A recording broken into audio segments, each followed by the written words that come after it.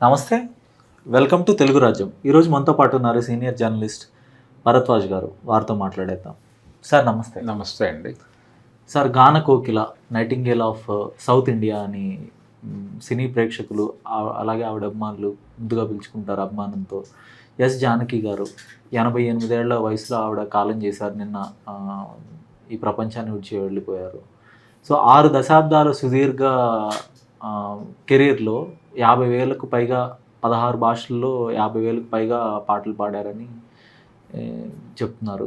So ఆవిడ అలాగే 2013లో ఆవిడకు వచ్చిన పద్మభూషణ్ పురస్కారాన్ని కూడా ఆవిడ తిరస్కరించడం జరిగింది. ఇలాంటి ఎన్నో మధురమైన గానాలతో పాటు ఇలాంటి కొన్ని వివాదాలు కూడా ఆవిడ కెరీర్లో ఉన్నాయి.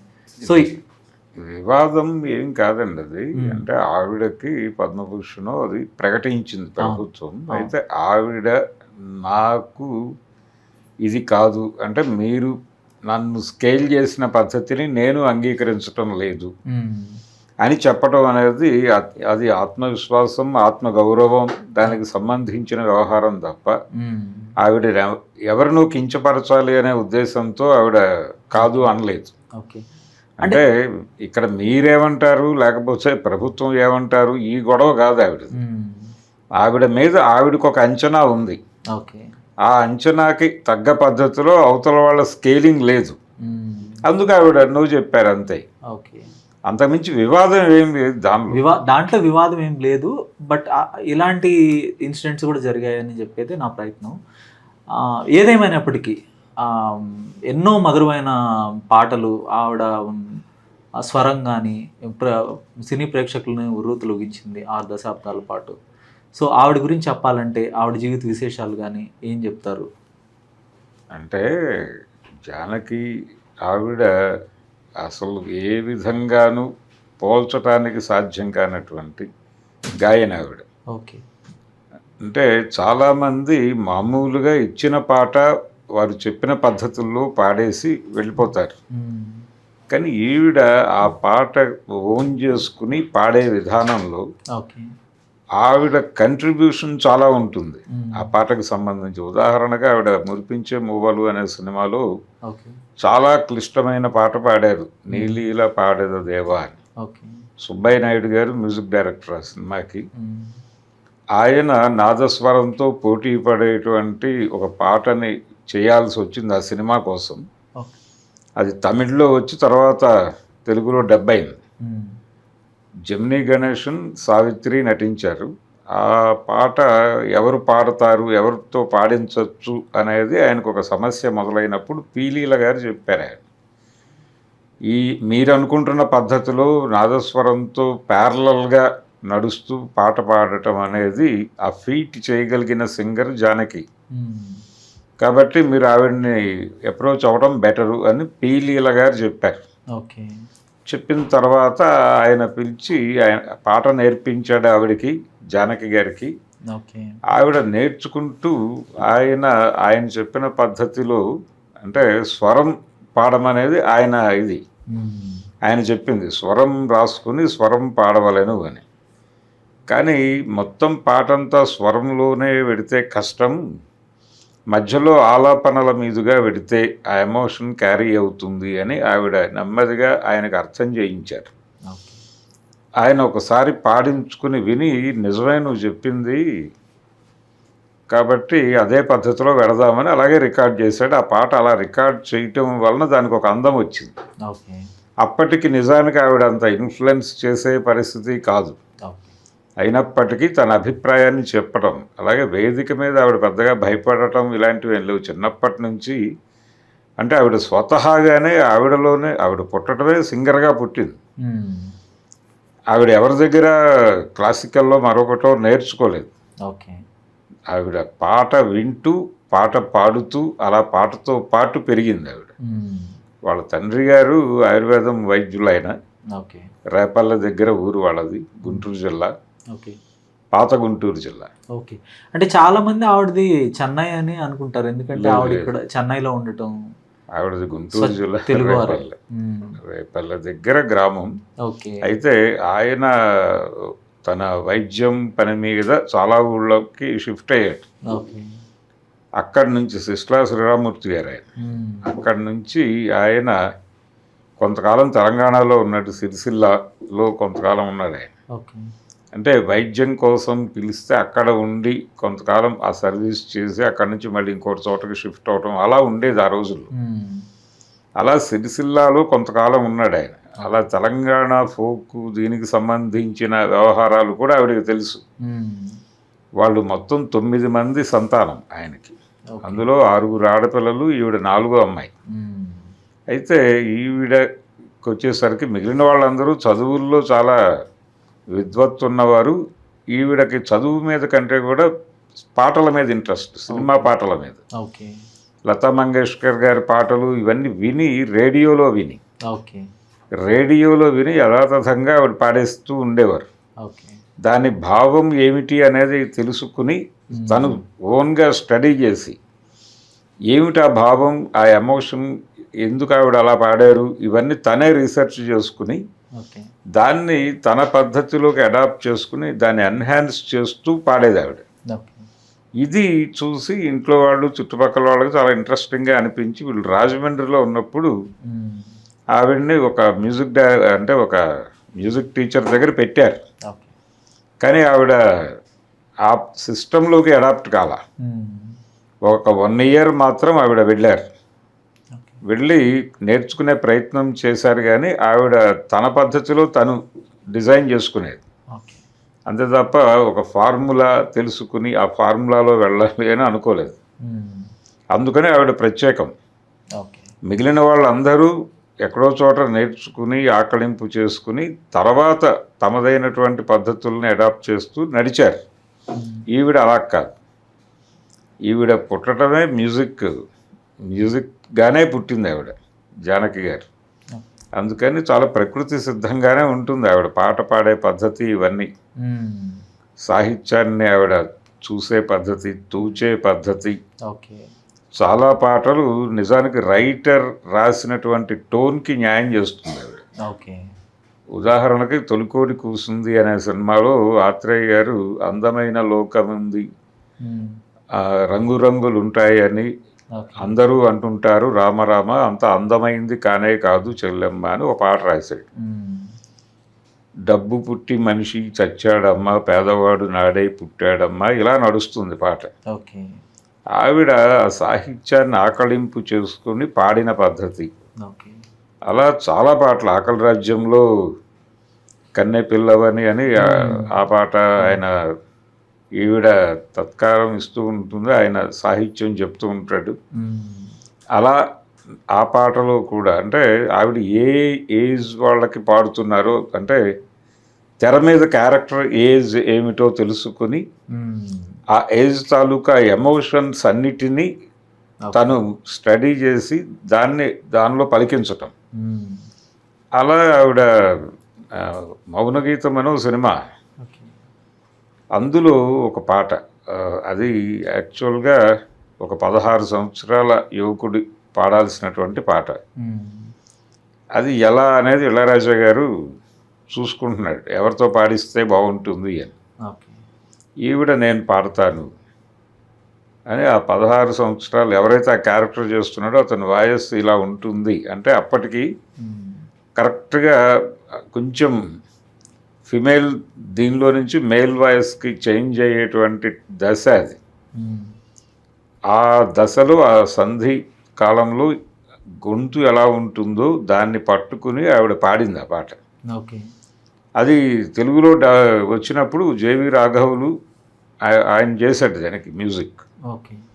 జేవి రాఘవులు గారు, జానకి గారు పాడారు. అది రేడియోలో వచ్చేటప్పుడు పాడినవారు జానకి, జేవి రాఘవులు అని చెప్పేవారు. జేవి రాఘవులు గారు జానకి గారు ఎక్కడ పాడారు దీనిలో అని అనుకునేవాళ్ళు జనాలు. ఆ మెయిన్ పార్ట్ అంతా పాడింది ఆవిడే, అది చెప్తే తప్ప తెలియదు ఎవరికి. అలా ఆవిడ చాలా ప్రత్యేకం. ఆవిడ ఇండస్ట్రీకి మొదటి పాట పాడింది పెండ్యాల నాగేశ్వరరావు గారి మ్యూజిక్ డైరెక్షన్లో ఎమ్మెల్యే అనే సినిమా కోసం పాడారు. ఎమ్మెల్యే కోసం ఆవిడ ఘంటసాల గారితో కలిసి ఆరుద్ర గారు రాసిన పాట, నీయాస అడియాస చేజారే మణిపూస అని. ఓకే. అది అంటే చాలా విషాద గీతమే. అలా మొదలైంది. తర్వాత భవమర్దళ్ళు సినిమాలో నీలిమేఘాలలో అని ఒక పాట, ఆ పాట విపరీతంగా జనాలకి కనెక్ట్ అయింది. బిఎన్ రెడ్డి గారి పూజాఫలం సినిమాలోనూ మంచి పాటలు వచ్చినాయి ఆవిడకి, పగలై వెన్నెల లాంటివి. ఓకే. ఆ తర్వాత అంటే ప్రతి మ్యూజిక్ డైరెక్టర్తోనూ చాలా మంచి పాటలు పాడింది ఆవిడ. ఒకవైపు విపరీతమైన పోటీ ఉండేది ఆ టైంలో. అంటే పీలీల గారు యాక్టివ్గానే ఉన్నారు. అలాగే ఇక్కడ సుశీల గారు, ఆవిడ ఒక పాపులారిటీ. సుశీల గారికి భిన్నమైనటువంటి ధోరణి ఈవిడిది. అంటే ఒక మాట అనొచ్చు, అది పి లీల గారి గురించి జనరల్గా ఒక అభిప్రాయం ఉండేది జనాలకి, ఆవిడ ఫిమేల్ వెర్షన్ ఆఫ్ ఘంటసాల అని. ఓకే. బాలసుబ్రహ్మణ్యం గారి మీద కూడా ఒక మాట ఉంది, ఓకే, ఆయన male version of S Janaki అని. ఓకే. జానకి గారిని చాలా ఎక్కువ ఇమిటేట్ చేసిన వాడు ఎస్పి బాలసుబ్రహ్మణ్యం గారు. అంటే పాట ఎలా పాడాలి అంటే ఘంటసాల గారు ఒక మాట చెప్పేవాడు, ప్లేబ్యాక్ సింగర్ అంటే గొంతుతో నటించటం అని. మనం పాడేసిన తర్వాత నటుడికి ఈజీ అవ్వాలి ఇది నటించటం అనేది అని నాగేశ్వరరావు గారు కూడా అనేవాడు. నా విజయంలో 50% మ్యూజిక్ ఉంది, ఆ మ్యూజిక్లో 25% మ్యూజిక్ డైరెక్టర్లు అందరికీ ఇస్తే 25% ఘంటసాల గారికి ఇచ్చి తీరాలి అనేవాడు. అంటే ఆయన ఆ ఎమోషన్స్ అన్నీ క్యారీ చేస్తూ పాడేసేవాడు. ఈయన పని ఈజీ అయిపోయేది. ఆయన దేవదాస్ కానీ ప్రేమ్నగర్ కానీ ఆ సినిమాలన్నీ కూడా ఆ పాటల్లో ఆయన ఎక్స్ప్రెషన్స్, అది ఈవిడ పట్టుకున్నారు జానకి. ఆవిడ నెల్లూరుకు చెందినటువంటి ఈయన ఫన్ డాక్టర్ చంద్రశేఖరం గారు అని ఉండేవారు. ఆయనతో హైదరాబాద్లో పరిచయం వచ్చింది ఈవిడికి. అంటే వాళ్ళ బంధువే, వాళ్ళ సిస్టర్స్ ద్వారా పరిచయం. అక్కడి నుంచి ఆయన స్టేజ్ షోస్ చేసేవాడు. అంటే ఆయన ఏంటంటే 2 నిమిషాల్లో గెటప్ మార్చేసుకుని గాంధీ అయిపోయేవాడు, నెహ్రూ అయిపోయేవాడు, సుభాష్ చంద్రబోస్ అయ్యేవాడు. ఆయన అదొక పద్ధతి, జనాలను అలా ఆశ్చర్యచకితుల్ని చేస్తూ, ఇదేంటి మనం చూస్తూనే ఉన్నాం, ఇందాక నెహ్రూలాగా కనిపించాడు ఈయన అనుకునే లోపు గాంధీలాగా నెహ్రూకి కౌంటర్ డైలాగ్ వచ్చేది ఆయన దగ్గర నుంచి. అలా ఆయన స్టేజ్ షోస్ చేస్తూ ఉండేవాడు రెగ్యులర్గా. ఆయనకి మధ్యలో చిన్న గ్యాప్ వచ్చినప్పుడు ఎవరైనా కొంచెం ఉంటే బాగుంటుంది అనుకుంటూ, ఈ అమ్మాయికి పాడటం వచ్చు కాబట్టి తనతో పాటు ఆ ప్రోగ్రామ్కి తీసుకెళ్ళి మధ్య మధ్యలో ఆవిడతో పాటలు పాడించేవాడు. ఆవిడ సినిమా పాటలే పాడేది. ఇలా నడుస్తూ ఉండగా ఆయన కొడుకు రాంప్రసాద్ గారు అని ఆయన కొడుకు, ఆయన దగ్గర ఫోటో చూసి ప్రేమించింది ఈవిడ. అలా వాళ్ళిద్దరికీ పెళ్లి చేశాడు ఆయనే. పెళ్లి చేసిన తరువాత ఆయన నిజానికి ఒక ప్రపోజల్ పెట్టాడు వాళ్ళ ఫాదర్ దగ్గర. ఆయన అందేంటంటే, మనం ఏదో మన స్టేజ్ షోస్ కోసం అమ్మాయిని ఉపయోగిస్తున్నాం, కానీ తన రేంజ్ ఇది కాదు, తన ప్రతిభ ప్రపంచానికి తెలియజేయాల్సినటువంటి నైతిక బాధ్యత మనకే ఉంది. సో ఇంకొక ఏరియాలోకి పుష్ చేయాలి ఆ అమ్మాయిని అని చెప్పి ఆయన ఏవిఎం వారికి ఉత్తరం రాసి, ఇలా మా ప్రోగ్రామ్స్లో పాడేటువంటి ఒక అమ్మాయి మంచి టాలెంటెడ్, మీరు అవకాశం ఇస్తే మీకు ఉపయోగపడుతుంది అని ఒక 3 వాక్యాల ఉత్తరం రాశాడు ఆయన. రాస్తే దాన్ని పట్టుకొని వాళ్ళు పిలిచి, ఆ రోజుల్లో ఆయన ఆర్ గోవర్ధనం గారు ఉండేవారు అక్కడ, ఆయన టెస్ట్ చేసి చలపతిరావు గారికి రెఫర్ చేస్తే చలపతిరావు గారు 2-3 పాటలు పాడించి ఆ తర్వాత పెండ్యాల గారి దగ్గరికి పంపించారు. అలా పెండ్యాల గారు ఎమ్మెల్యేలో పాడించాడు ఈవిడ చేత ఘంటసాల గారితో. ఆయన ముందు ఒకసారి రిహార్సల్ చూసి ఓకే ఈ అమ్మాయి పాడగలదు అని చెప్పి సర్టిఫై చేసి పాడించాడు. అక్కడి నుంచి ఆవిడ మొదలైంది. ఎవరైనా సరే ఎమోషనల్ సాంగ్ అంటే కంటెంట్ క్యారీ అయ్యేటువంటి సందర్భము, ఆ పాత్ర అంతరంగాన్ని ఆవిష్కరించడంతో పాటు వింటున్న వాడికి కన్వే అవ్వాలి. అది ఆ కన్వే చేయటం అనేది ప్లేబ్యాక్ సింగర్ ఇది. అందుకని పాటల్లో చాలా ఎమోషన్స్ అవన్నీ వేస్తారు. మ్యూజిక్ డైరెక్టర్లు కూడా కొంత క్రియేట్ చేస్తారు. ఓకే. ఆవిడ దాన్ని ఎన్హాన్స్ చేస్తారు. చేసి ఇంకొక స్థాయికి తీసుకెళ్ళి పాడతారు ఆవిడ. ఓకే. ఆవిడ మిమిక్రీ అంటారు కానీ నిజానికి ఆవిడ యథాతథంగా అవతల వాళ్ళ గొంతులు ఇమిటేట్ చేయరు. ఇప్పుడు ఎస్పి బాలసుబ్రహ్మణ్యం గారు ఆ పని చేస్తాడు. ఓకే. అయితే మిమిక్రీ తెలిసి ఉంది ఆవిడకి తెలుసు. ఆ ఏజ్ని మ్యాచ్ చేస్తుంది ఆవిడ. ఆ ఏజ్ని వాళ్ళు ఎవరు, వాళ్ళ క్యాస్ట్ ఏంటి, వాళ్ళ ఏ ప్రకృతిలో ఉంటారు ఓకే అనే దాన్ని బట్టి వాళ్ళు ఏం మాట్లాడతారు, ఎలా మాట్లాడతారు, వాళ్ళ ప్రాంతం ఏమిటి, వాళ్ళ మాడ్యులేషన్ ఏమిటి, దాన్ని ఇమిటేట్ చేస్తారు. ఆత్మని పట్టుకుని దాని మీద ఇమిటేషన్ నడుస్తుంది తప్ప యాజ్ ఇట్ ఈస్గా అవతల వాళ్ళు మాట్లాడిన దాన్ని ఇమిటేట్ చేయటం కాదు. ఓకే. బాలసుబ్రహ్మణ్యం గారు యాజ్ ఇట్ ఈస్గా కూడా ఇమిటేట్ చేస్తాడు. ఈవిడ ధోరణి అది కాదు. ఓకే. అందుకని ఈవిడ భిన్నం. ఈవిడ అసలు అంటే భారతీయ చలనచిత్ర పరిశ్రమ అంటారు కానీ ఓకే. నిజానికి ప్లేబ్యాక్ సింగింగ్ వరల్డ్లోనే జానకి గారికి రీప్లేస్మెంట్ కాదు అసలు. ఆవిడ ప్రత్యేకం అంతే. ఓకే. రీప్లేస్మెంట్లు ఇలా కాదు. సుశీల గారు ఆవిడకు ఒక పద్ధతి ఉంది. అంటే మ్యూజిక్ డైరెక్టర్ గారు చెప్పిన విధంగా డెలివరీ చేసి వెళ్ళిపోవడమే ఆవిడ బాధ్యత. ఓకే. ఈవిడ అలా కాదు. ఈవిడ తన ముద్ర వేసేది ఆ పాటలు. ఓకే. చాలామంది హీరోయిన్లకి మొదటి పాటలు ఆవిడ పాడినవి ఉన్నాయి. అలాగే కొంతమంది మ్యూజిక్ డైరెక్టర్లు జానకి గారితోనే పాడించుకోవాలి అని పట్టుబట్టి పాడించుకున్న వాళ్ళు ఉన్నారు. ఓకే. ఆవిడ రమేష్ నాయుడు గారికి చాలా ఎక్కువ పాటలు పాడారు. ఆయన కావాలనే పాడించేవాడు ఆవిడతో. తర్వాత ఇళయరాజా గారు మేజర్ కంపోజిషన్స్ అన్నీ జానకి గారే పాడారు ఆ టైంలో. ఆ తర్వాత అంటే చిత్ర గారు వచ్చే వరకు దాదాపు ఇళయరాజా సినిమా అంటే జానకి గారు మాత్రమే పాడేవారు. అడపదడప కొన్ని పాటలు సుశీల్ గారు పాడేవారు. వాణి జయరాం గారు కూడా కొన్ని పాటలు పాడారు కానీ మెజారిటీ ఇళయరాజా అనగానే జానకి. అలా ఒక ముద్ర పడిపోయిన సందర్భం ఇది. అంటే ఆవిడ అడాప్షన్ ఎలా ఉంటుందంటే రైటర్ రాసిన దాన్ని పట్టుకోవటం. వేటూరి సుందరరామూర్తి గారు ఒక గజల్ స్టైల్లో పాట రాశాడు శ్రీవారికి ప్రేమలేఖ అనే సినిమాలో. మనసా తుళ్ళి పడకే అని. ఆ గజల్ సెన్స్ని ఆయన కవిత్వంలో ఏదైతే ఎక్స్ప్రెషన్ ఇచ్చాడో దాన్ని ఆవిడ తన గళంలో పలికించింది. అదే పద్ధతి మేఘమా దేహమా అని ఇంకో పాట మంచు పల్లకి సినిమాలో, అది యాక్చువల్గా గజలై. ఆ ట్యూన్ తీసుకొచ్చి వీళ్ళు వాడారు. ముందు శంకర్ గణేష్ వాడారు తమిళ్లో, దాన్ని యథాతథంగా తీసుకొచ్చి ఇంతో చేయించారు రాజన్ నాగేంద్రతో. ఆ పాట తమిళ్లో వాణి జయరాం గారు పాడారు, ఇక్కడ జానకి గారు పాడారు. ఆవిడ ఒక ధోరణిలో వెళితే ఈవిడ తన ధోరణిలో వెళ్ళారు. ఈవిడ దాన్ని ఇమిటేషన్ కాదు, పూర్తిగా దాన్ని తన పద్ధతికి అన్వయించుకుని పాడారు ఆవిడ. అందుకని ఆవిడ స్పెషల్. ఆవిడ అంటే చాలా సందర్భాల్లో పోలికలు తీసుకొస్తారు కానీ పోలికలకి కుదిరే వ్యవహారం కాదు అది. జానకి గారు ప్లేబ్యాక్ ప్రపంచంలోనే ఏ భాష అయినా, ఆవిడ 17 భాషలు పాడారు కానీ ఇంకా ఎక్కువ ఎవరైనా వస్తే ఇంకా పాడేవారు. ఆవిడ కంట్రిబ్యూషన్ చాలా పెద్దది సినిమా ఇండస్ట్రీకి.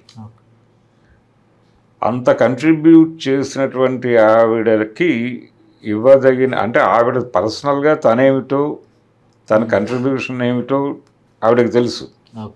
ఆవిడ ఎవరితోనైనా ఫ్రెండ్లీగానే ఉండేవారు.